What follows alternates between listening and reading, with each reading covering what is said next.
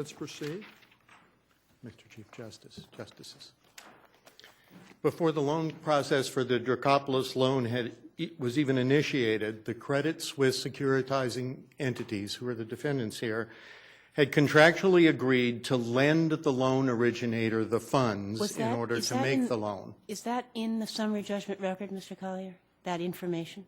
It is both in the initial summary judgment filing and in the Rule 59 motion subsequent to summary judgment. In the summary judgment, in the summary judgment filing. In the summary judgment finding, it's in the affidavit of Mr. Tarter, the mortgage banker, which talks about, he didn't talk about this case in particular. He talks about Aegis and Credit Suisse, right? Yes, and he talked about the manner in which the securitization works, which is these But that's what you're relying on, that paragraph of his affidavit. Is that right? Yes, Judge. Could I, while I've interrupted you, just ask you one more factual question? Yes. Is the servicing and pooling agreement part of the summary judgment record? It is an exhibit to the depositions.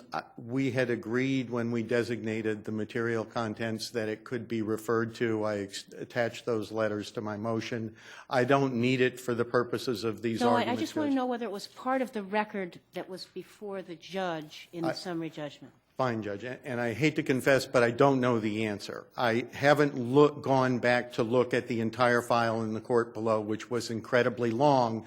The deposition testimony, which referred to it as an exhibit, repeatedly and with quotes from it and with references to it, are all part of the summary judgment record, but I don't know the answer as to which particular excerpts were actually attached to the deposition, and I didn't go back and find out once I learned that this was an issue, Judge.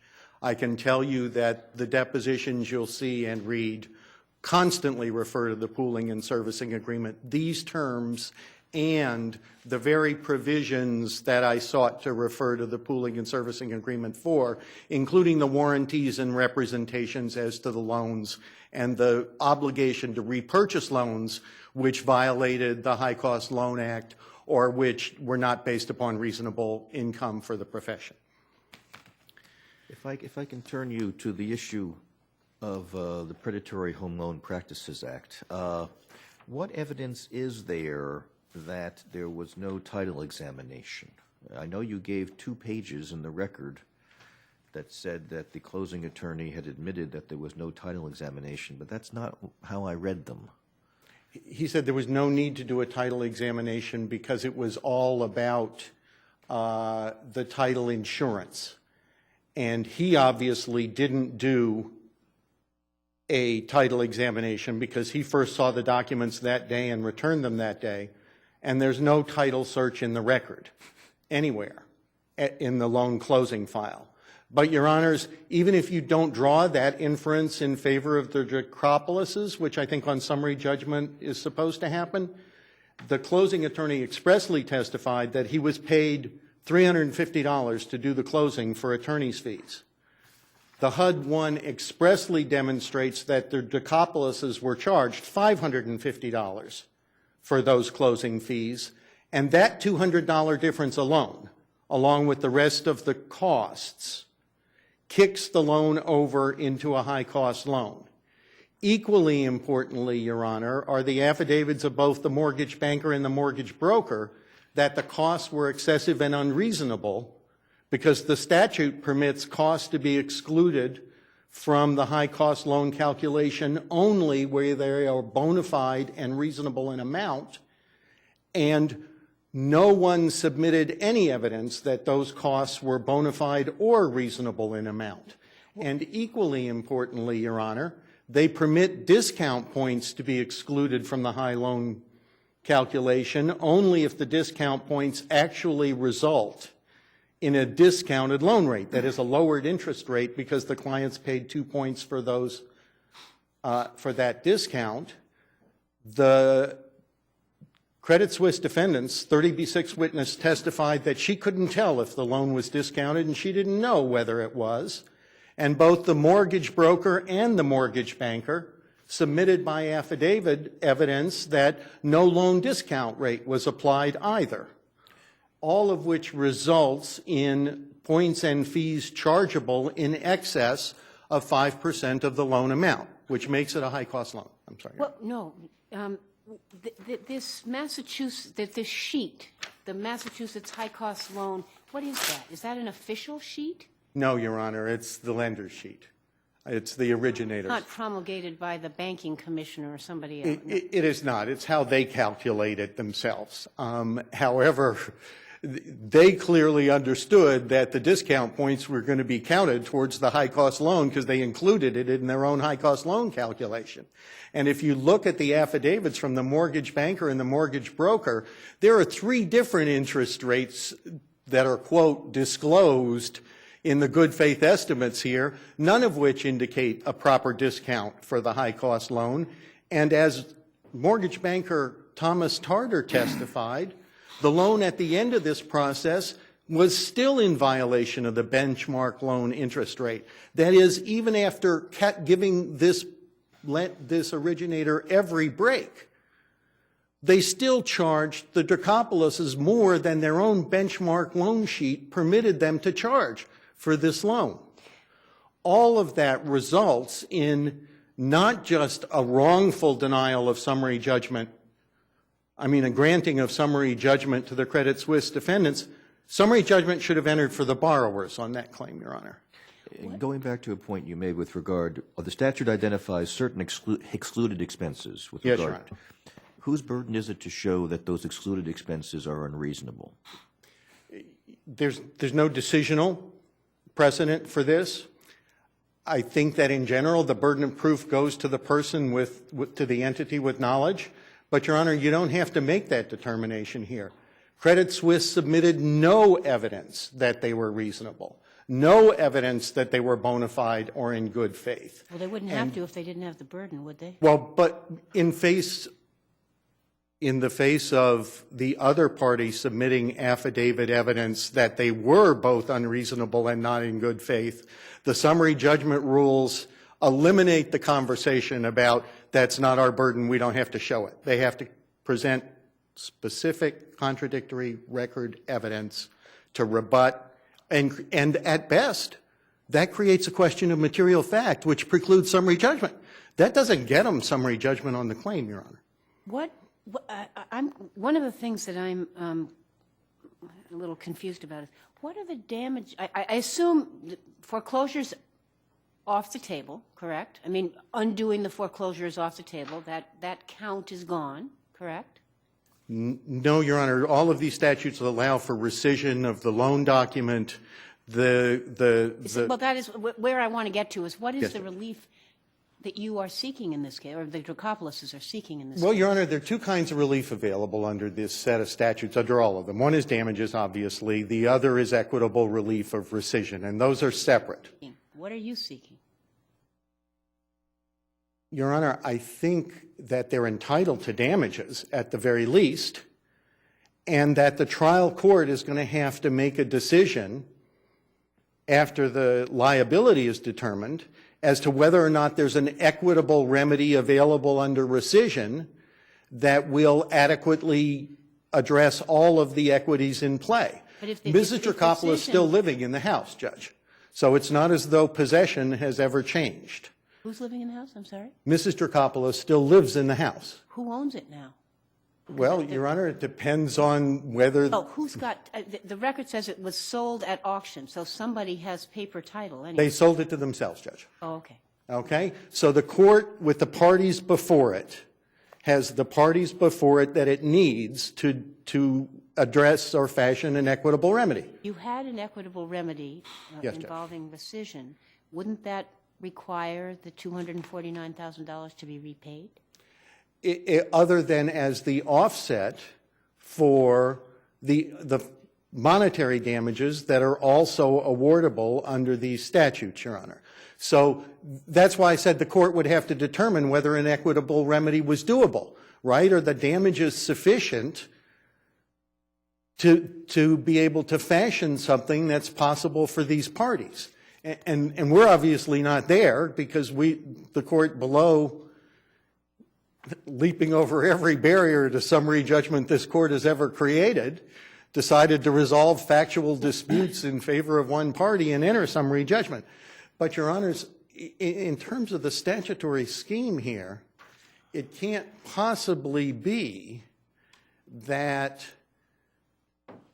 if they get away with it, that's the end of the remedy stage of this case.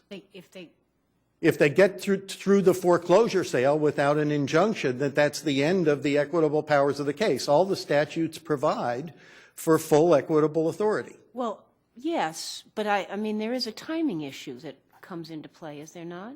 Well, there would be, were there an independent entity in play here, the conversation that this court had first in Ibanez and then in Bevilacqua as to whether or not some innocent party's rights could be implicated here. But this is a party that just sold the property to themselves, Judge. But rescission is still an equitable, it's an available remedy. It is, Your And Honor. it's an equitable remedy. And it is an equitable remedy, and the court's going to have an obligation to deal with that in the context of the damages that were caused. And I couldn't pretend to know how the court will balance those out in this case. But certainly you can't balance them out by entering summary judgment as to liability. Important facts here, Your Honors, are that this loan required over 100% of the family's income to make the monthly payments, 127% to be exact. Explain that to me. I mean, I guess I'm just not familiar with all the variants of these ways to measure income. This was a stated income loan? So-called, Your Honor. Does that yes. mean it's a make-believe income loan? Whatever is stated is the income? That's how this loan was treated by the originator, but it is not what lending industry standards require, nor was it what the securitization documents require. So what is it required to be? It's required to be based upon a stated income which is reasonable for the borrower's profession. Even if the borrower doesn't make anywhere near that amount? I mean, it really is just a hypothetical? In this case, that would not be appropriate, Your Honor, because the testimony is undisputed that the borrower actually gave the originator pay stubs and W-2 forms. That showed a completely different level of income than was put on the application. $1,900 a month as opposed to $5,900 a month. So the loan, if the pay stubs and W-2 forms had been used, the loan that they could have obtained would have been a lot less, correct? No loan could have been made here based upon No their loan, income, no Your loan. Honor. It's just Okay. simply not possible, and they still have an affordable I home. see your point. Which is exactly what's supposed to happen here. The Borrower's Interest Act is intended exactly to prohibit this loan. But the Borrower's Interest Act doesn't seem to provide for any private remedy, or, I mean, it kind of looks to the Commissioner of Banks to do something. Yes? Well, Your Honor, the case law and implied private rights of action says where there's a specific subset of the public that's targeted, et cetera, that you imply a private right of action. But the Borrower's Interest Act is clearly the violation of a statute intended to protect consumers, and therefore would at the least be actionable under Chapter 93A. I also believe that what it effectively does is regulate the terms of a contract, Your Honor, and that therefore it constitutes a legislative command as to what's permissible in a contract and not permissible in a contract, and therefore creates a breach of contract remedy. So I want to go back to something. You said the securitization documents prohibited this stated loan for. Why did they prohibit it? For several reasons, but the one I was particularly discussing was that it permits a stated income loan only where the, quote, stated income, unquote, is reasonable for the profession of the borrower. Here, Your Honor, the 90th percentile, that is the highest reported percentile for warehousemen, which is what Peter Drakopoulos was, is $3,500 a month. The, quote, stated income, unquote, is 170% of the 90th percentile income, and the record is undisputed that Peter Drakopoulos had held that job for less than a month when he got it, when this loan was made. Both the mortgage broker and the mortgage banker, by affidavit evidence, stated unequivocally that an income purported to be 170% of the 90th percentile is not an income that's reasonable for the profession. But more than that, Your Honor, warehousemen don't make $6,000 a month. Everyone knew that. This loan was a fraud. And who was it who wrote $5,900 a month on the application? The originator. The record's clear as to... Not the defendants here. No, Judge. The aegis. Now, obviously, there's the... It was not signed? There's no application which... It is, of course, signed, Your Honor, but the testimony is fairly clear. Someone comes to their house on October 13th, looks at the wage stubs and W-2 forms, says, yeah, this looks like a good loan to us. A closing attorney comes back 13 days later at 6:30 at night with the pack of documents, says, sign here, sign here, sign here, sign here, sign here, to someone to Mrs. Drakopoulos, who it's undisputed, suffers from seizure damage since she was 2 years old and with mental impairment limitations of a third grader, and to Peter Drakopoulos, who, according to defendant's own expert, was driven to this loan by his mental illness. They sign wherever they're told to sign. The application that was prepared by the originator under an agreement that the Credit Suisse defendants would lend them the money to make the loan and then buy it back as soon as it closed. Mr. Collier, your time is up, so you're going to have to summarize and end. Thank you, Your Honor. This Court's Fremont decision precluded the making of unaffordable loans doomed to failure.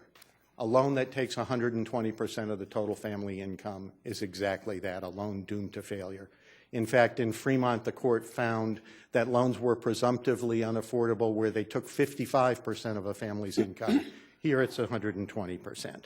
Second, in terms of the borrower's interest, it could not be found that a loan that took more than every penny the family had was in the borrower's interest, and the Court erred in granting summary judgment on that count.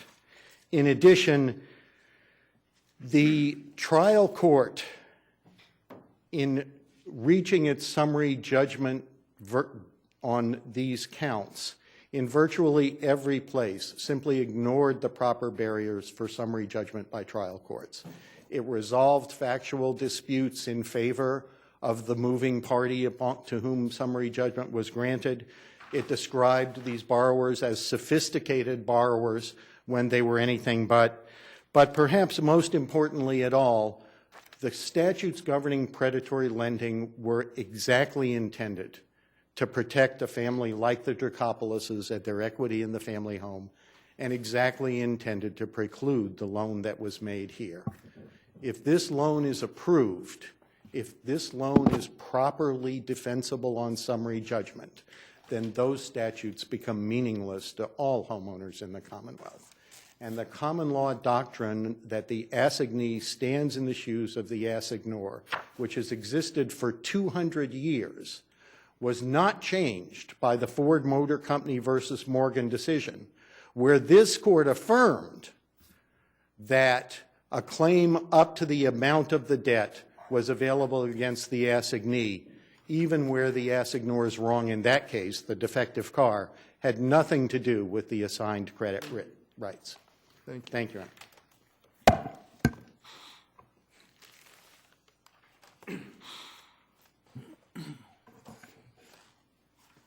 May it please the Court. Peter Carr, representing the defendants' appellees in this matter. I want to start with the deposition of Attorney Kramer, to Your Honor's question, at the record appendix at 415. Attorney Kramer was the closing counsel retained by not Aegis, but a closing company. He was paid $350 to do the closing that evening at the Drakopoulos' home, which is on the HUD settlement statement. It's part of the fee of the settlement charge of $500. You'll see it is on there, as Attorney Kramer said in his deposition. But he made clear that in this case, as was his practice, even though he represented the lender, he reviewed each and every document with the Drakopoulos before they signed it, including the truth in lending disclosures, the loan application, signed under the pains and penalties of perjury, all the notes, all the mortgage, all of the closing documents. He didn't force them to sign it. He didn't hurry them through it. And but all that he could recall is specifically, because he had notes of it, was at the end of the night, the plaintiffs, the Drakopoulos, what they really wanted to know was why didn't they get their checks that evening? They wanted the money. Even though they had a 3-day right of rescission, which he gave them that form too and reviewed it with them, they wanted the money. They understood what they were doing. They wanted this refinancing. It was the fourth loan in a very short amount of time. They sought out Aegis to get this loan. They went and freely and voluntarily signed the documents, and they took the money and they spent the money. They had high school diplomas, each of them. Aren't these facts being read viewed in the light most favorable to the moving party as opposed to the non-moving party? Why do these facts, why should these form the basis of any legal ruling? They're undisputed.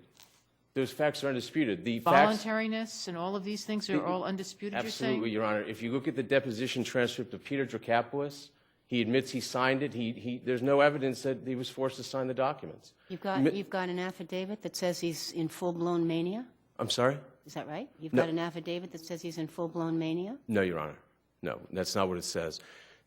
Just to be clear, the allegation in this case was that this loan caused Mr. Drakopoulos to suffer bipolar disorder. That was what was claimed. And we have a Rule 35 expert to say that Mr. Drakopoulos, you cannot be caused to suffer from bipolar disorder. That was the issue.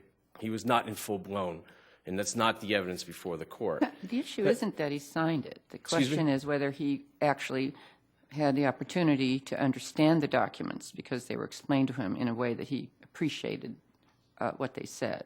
And so are you telling me there's an affidavit from the plaintiffs that they went over every document and everything was explained to them and they understood what they were signing? Their deposition testimony is they signed the documents. It was questioned specifically, did somebody force you to sign it? No.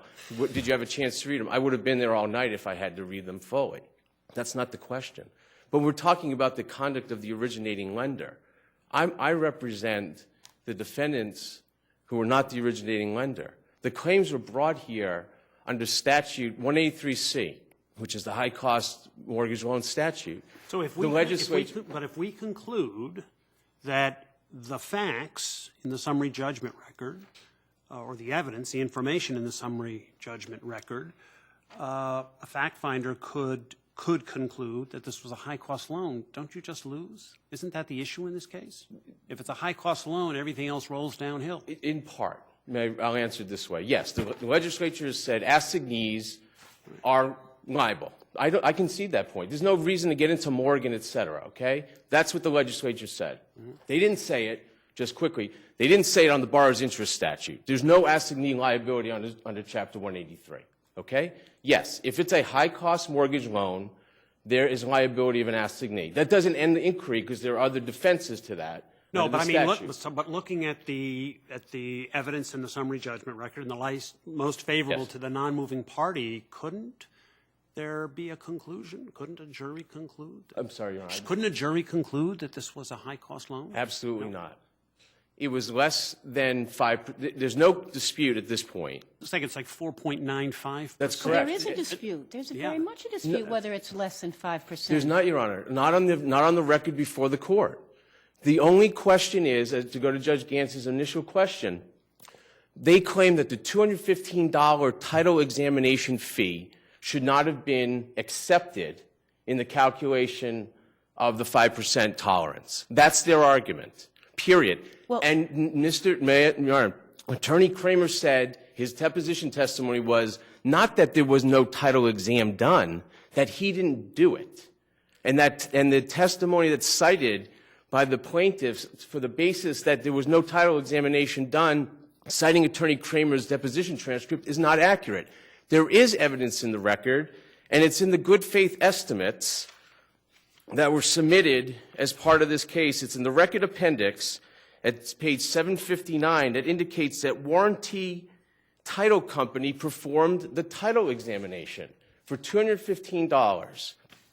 And in fact, there is a case from the District of Mass, McDermott, that I cited, that put the burden on the plaintiff to prove that a fee that they claim should not be included as part of the tolerance measurement, that they bore the burden, the party claiming it was not reasonable, to come forward with evidence that a specific item, and in that case, McDermott, it was the title exam fee, that the plaintiff just claimed the number is not reasonable. There was no evidence to suggest that it wasn't performed and that the number in McDermott was not reasonable. Same here. Their experts' affidavit just say it's just overcharged, period. They didn't make any specific finding with respect to the title fee. There's nothing specifically stated by the plaintiffs in this case that, number one, the title exam wasn't performed, and number two, $215 is not a reasonable figure for a title exam fee to take it out of the exception, the express statutory exception, as Judge Gantz indicated, that you do not count as part of the 5% title exam fees. That's their only dispute here. Well, there is no dispute of fact. But the HUD settlement sheet comes out quite a bit above the 5%. Agreed. And if you count it up, and I've gone through, if you compare Record Appendix 528, which is the high-cost worksheet, and the HUD, which is at Record Appendix 498. High-cost worksheet is some form that your client made up, Not my client, Your Honor, the originating lender, I'll agree. But it it's not tracks, an official form. it tracks the statutory language, and it is a standard form that is used in the industry to calculate the proper tolerance. If you go through that, you will notice that the only thing that's not included in the $12,000 figure that comes up to 4.92% are the items that are specifically excluded by the statute, including, but to your point, Your Honor, you don't even have to keep going through each line item. Their only argument below, it's in the record, was that the $215 title examination fee was not reasonable, and they claimed that it was not performed based upon the purported testimony of Attorney Kramer. And he never testified to that. That's not a correct statement of the record below. So to Your Honor's point, Justice Cordy, there is no factual issue on the issue of, is this a high-cost mortgage loan?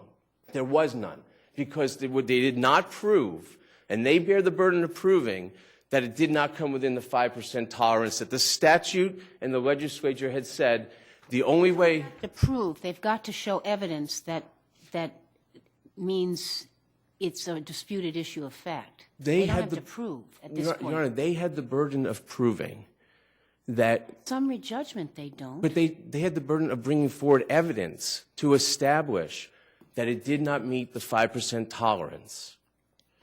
That was their burden under the statute, to take advantage as a matter of law of 183C that applied on its face to assignees. That's the only way they could get assignee liability. They had the burden of coming forward. McDermott made the same finding, and I've cited other cases in my brief where the District of Mass has agreed that the plaintiff bears the burden of coming forward with evidence to show that the items that are excluded from the calculation to get to the 5% tolerance are not reasonable, so that they should have been counted and would have kicked it over. And their only argument, Your Honor, I'm trying to direct it, Justice Bosworth, to your specific point. I acknowledge we are on summary judgment. I understand that. But their only argument below, and it's at the record appendix in their memorandum of law in support of motion for summary judgment and cross motion for summary judgment, is at record appendix 176. And they say the only dispute we have is that the 215 title insurance fee should not have been excluded from the calculation, and that puts you over the tolerance. Citing Attorney Kramer's testimony, as Your Honor already indicated, he doesn't testify to that point. He doesn't say that. Where does the evidence come from that Warranty Title did the title search? The evidence would be it's on the HUD.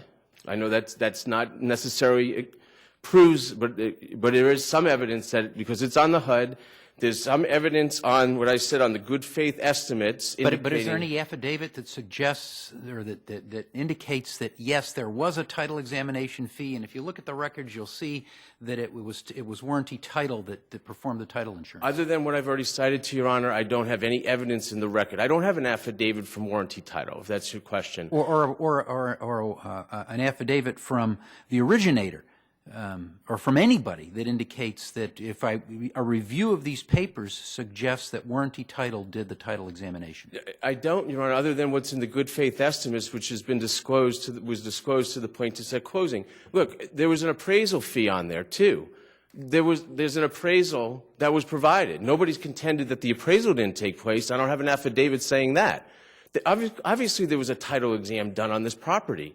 There was title insurance that was granted that they paid for. They don't contest that. They had to put a mortgage on record. They don't contest that. And everybody knows that you do a title exam before you do a closing. It's well known. I mean, there's no leap to say in this circumstance where they were getting a first mortgage, it was a refinancing, it was a cash-out refinancing. They were refinancing $160,000 worth of pre-existing debt.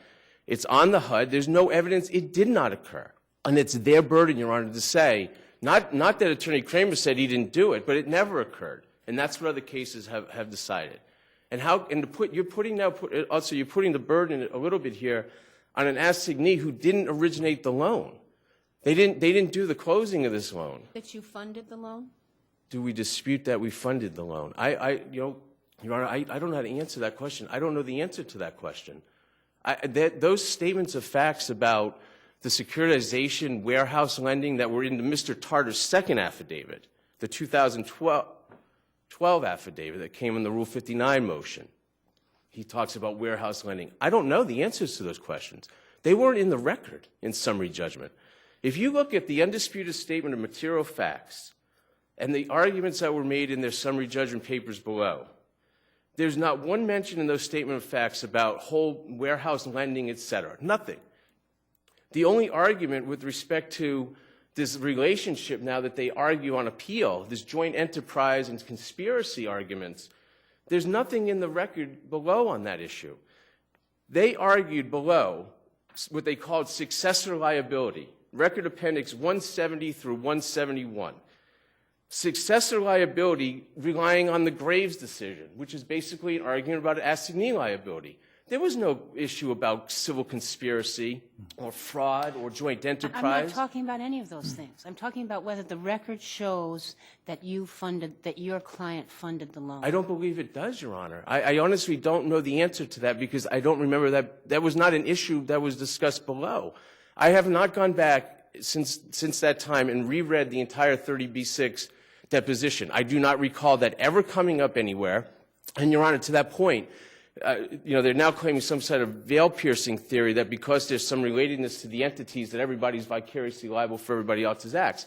But to that point, Your Honor, you know how I know? I'm pretty confident it's not in the record because the first Tartar affidavit that was submitted as part of the summary judgment papers, if you look at the record appendix, page 188, I can't see so well, I apologize. There's a footnote, note 7, and he says, basically cribbing it, we don't have enough information for me to draw any specific facts about this relationship, and he calls the relationship still opaque and blames us for not providing the documents in discovery, so he can't make any conclusions. He just generally talks about what he believes that happens in the industry of securitization, and frankly, a lot of this is revisionist history on appeal now, and what happened at the closing in October 2006, because they want to attack the securitization. I understand that.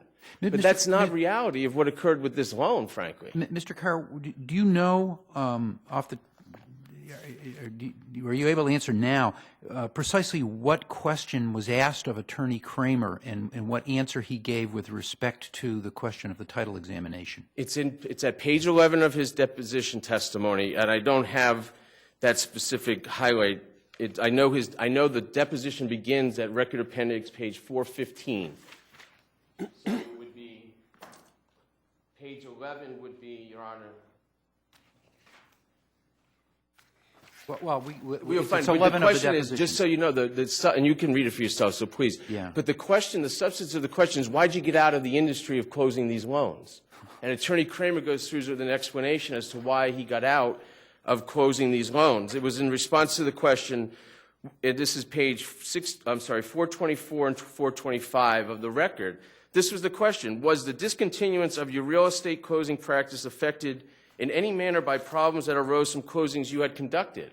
And then he went on to explain why he doesn't do he does refis but not closings because he didn't have to certify the title in a refi, and it was all kinds of costs. It has nothing to do. He never said it didn't occur. And to cite that as the evidence that the court below should have found there's a genuine issue of fact as to whether or not that was a reasonable amount and should have triggered 183C liability, that's just wrong.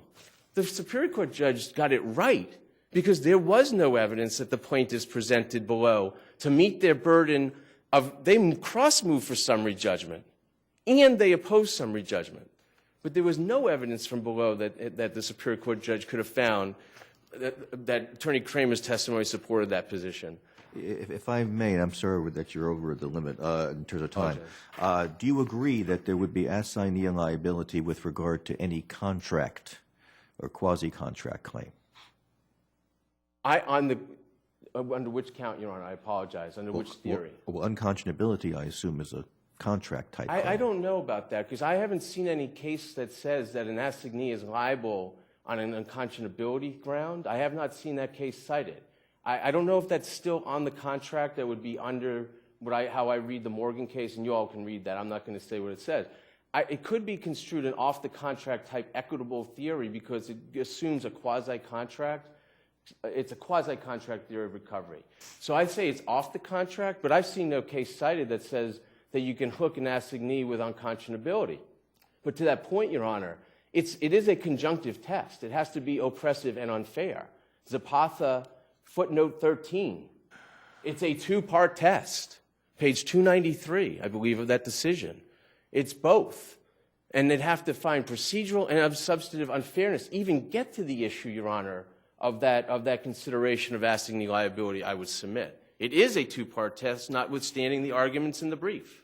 Well, let me, I guess, step back. If you accept that his income was $1,900 per month, and that if the originator put a false amount in order to get it through, and if that amount was well above the amount that would be paid by a person of his profession, and if that meant that the loan amount was going to be in excess of his monthly income, how could it not be unconscionable? I understand the question. Because, and I'll say this, I don't disagree with the concept or the precept of your question, but hear this. Their position is ipso facto that closing was unconscionable, that it was procedurally unfair in the way it took place on the 26th of October, with a third-party closing lawyer sitting at their kitchen table as a courtesy to them closing that loan at 6:30. What is procedurally unfair about that closing in of itself? If they were described the documents and they had a chance to read them and they signed them anyway, having already closed 3 prior loans to this one, knowing how it occurred, to find now that every single document they signed, the TILAs, the rescission forms, were all somehow procedurally unfair, that means that every single loan closing in the Commonwealth could be deemed unconscionable, because every single loan closing on a refi typically takes place the same way. So you're What's saying, procedurally unfair? You're saying the only claim here is a procedural unfairness as opposed to the substantive unfairness of giving money to people who couldn't possibly afford to pay? I understand the point. We agree to disagree on that. I know you're giving me a hypothetical. All I'm saying is that Zapata and all the other cases that have construed it have said it's a two-part test. It's not disjunctive, it's conjunctive. It must be oppressive and it must be unfair. It must be procedurally and substantially unconscionable. I'm just citing to the court the law that has been decided in this Commonwealth. And so, yes, I don't disagree with the premise, Your Honor, that if somebody was taken advantage of in the way that's been alleged and not necessarily proved but alleged, that would probably be something that was substantively unfair. But they'd also have to say that it's an unfair surprise. And I don't know how they get over that when they've conceded that they had a chance to review the docs, they had a chance to read them. Because they chose not to, that somebody else is going to be held responsible. They signed the loan. They signed, I understand the stated income issue, but they signed it under the pains and penalties of perjury. And all these, the numbers for the monthly payments were disclosed, not just in the loan application, in all the disclosure statements. And they never complained until they defaulted. That's what's concerning about this. What is really going on in this case? Well, counsel will have to leave it there. Your Honors, I appreciate your time. I apologize for going over. Thank you very much for the opportunity.